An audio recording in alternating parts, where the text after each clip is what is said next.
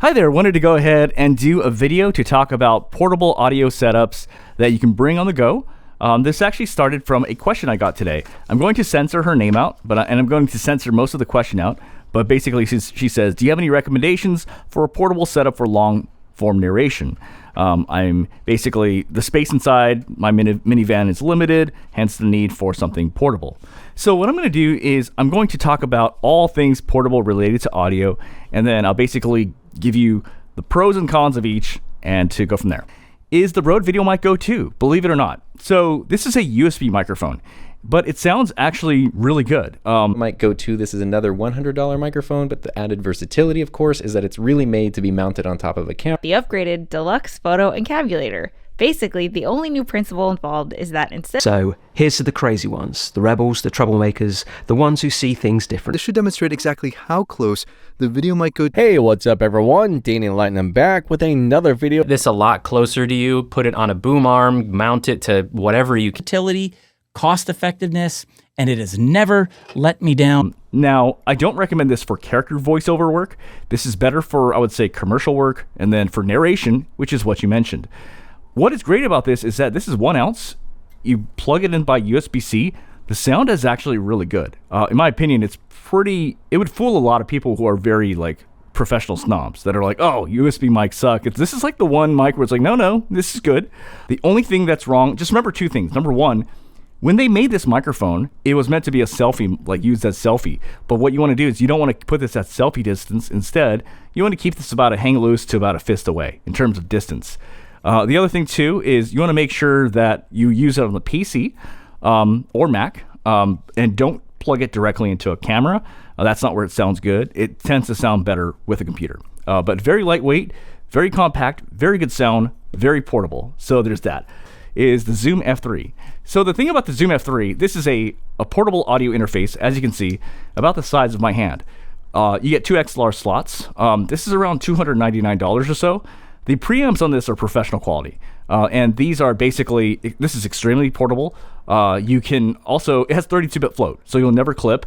What I like about this, compared to other audio interfaces or setups, is that you can actually record off computer. So even if you clip, you bring it back into any sort of DAW, whether it's Audacity or whatever, and it will come back to normal. So really great, and you can also record off or on computer with this. The next one I want to recommend, which is kind of a portable setup, believe it or not, is the Neumann TLM102. This is a condenser microphone, so obviously you want to make sure your area is treated, but this is actually, you can't see it on video, but you have no idea how small this is. This is extremely tiny, very compact, very professional audio quality. If you need a condenser setup, but you need something that's light, I definitely recommend this. This is the Zoom AMS-22. So I'm very hesitant to recommend this, but this is actually what I kind of like.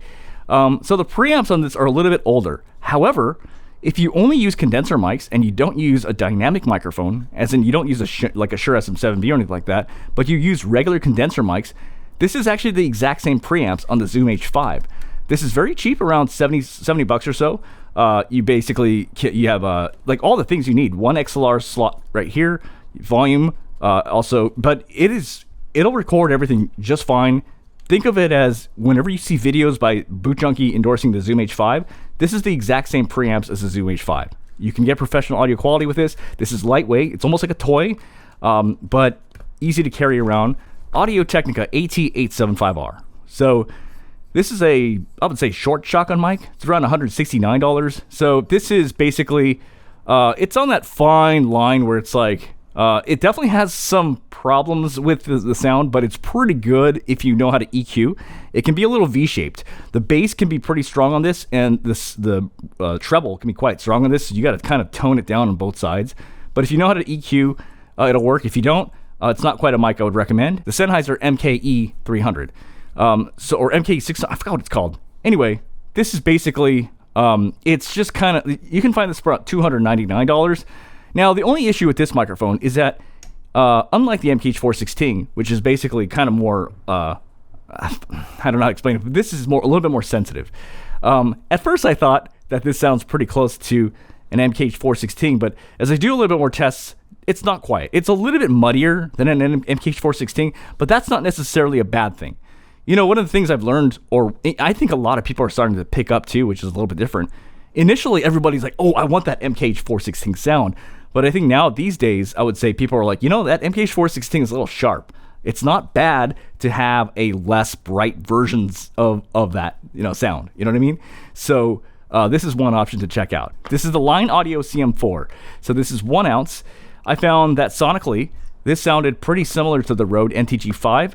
You can find this, like it's a guy in, I think, Switzerland or something like that. It's really hard to find, but if you can find a vendor, this is around $168 US. The other option is the Rode NTG5, another shotgun microphone.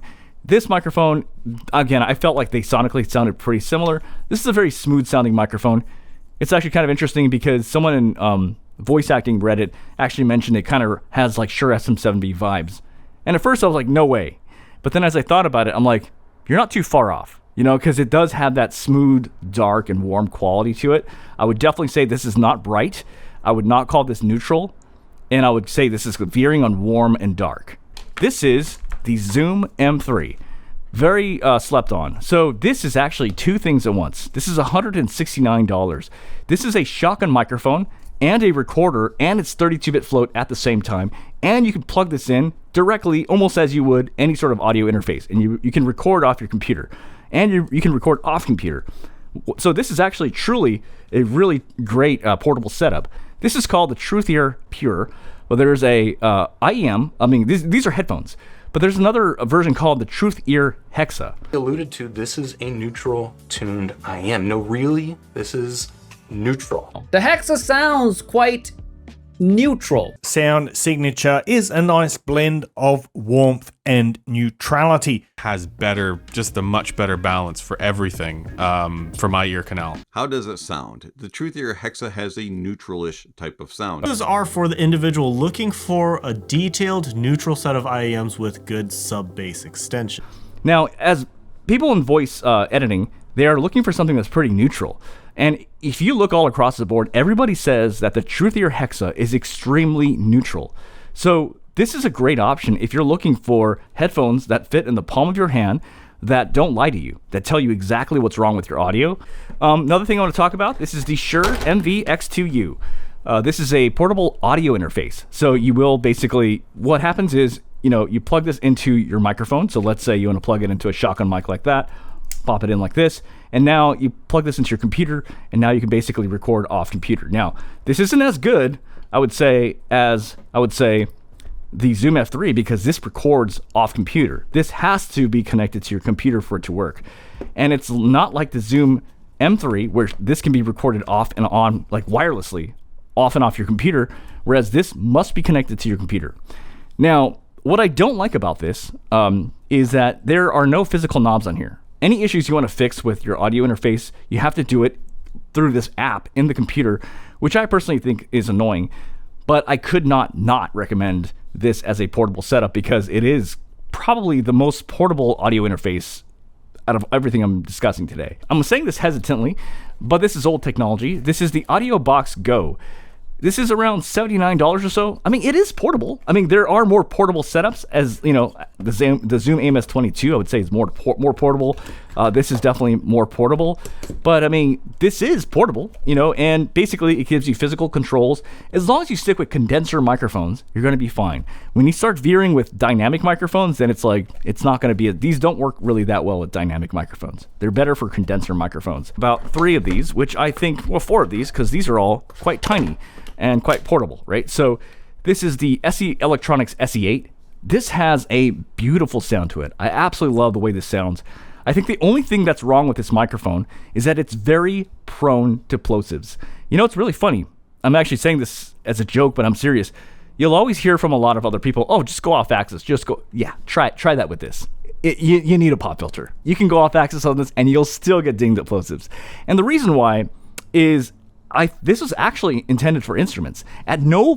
Nothing in their description on their website ever mentions that this was meant for vocals or for voices. Nothing at all. But this does sound amazing on vocals. But you definitely need a pop filter in front. You know, if you want to chance it, try to go off axis, but you will get dinged. Even if you try, great sounding microphone. one tidbit help is to make sure that when you search for these come in a pair. You just need one. And one of these typically go for around $250 or so. So this is one to consider. The other one is the Sennheiser E614. I'm a little bit hesitant to recommend these, but I do think it's extremely portable. But this requires a lot of gain, and so you're gonna you may get more hiss in your recording, which may kind of defeat the purpose. But this is another portable option as well. Another option to check out is the Deity S-Mic 3, which came out recently. So this is really, really, really lightweight. I think this is like maybe an ounce or so, or 2 ounces, maybe a little bit less than 2 ounces. Pretty neutral sound, I would say. This is, I still think in terms of audio quality, like when I listen to it, this wows me a lot more and has spectacular audio quality. But if you're looking for something just like, the weird thing is, I have to say this though, I have tested this. It doesn't wow me, but it's not bad. It just sounds almost neutral in a way, and I can't explain it. But I would say this sounds better, subjectively. The next thing I want to mention is the Octava MK12, another portable microphone. Now, I don't know if it's actually what I would recommend for like voiceover per se, but it is viable. But this is an option as well. Okay. Another setup I want to kind of mention very hesitantly, but I figure since you didn't mention any budget, let's just go for it. The Teenage Audio CM15.